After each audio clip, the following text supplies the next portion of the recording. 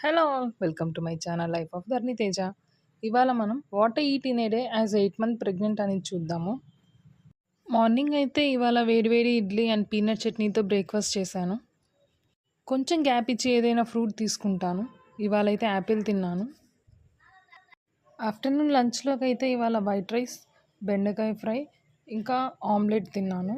Eggs అయితే must and షుడ్గా తీసుకుంటాను. అది ఆమ్లెట్ అయినా లేదా బాయిల్డ్ ఎగ్స్ అయినా ఎలా అయినా. తర్వాత ఇంకొంచెం గ్యాప్ ఇచ్చి ఒక హాఫ్ స్వీట్ కార్న్ అయితే తిన్నాను.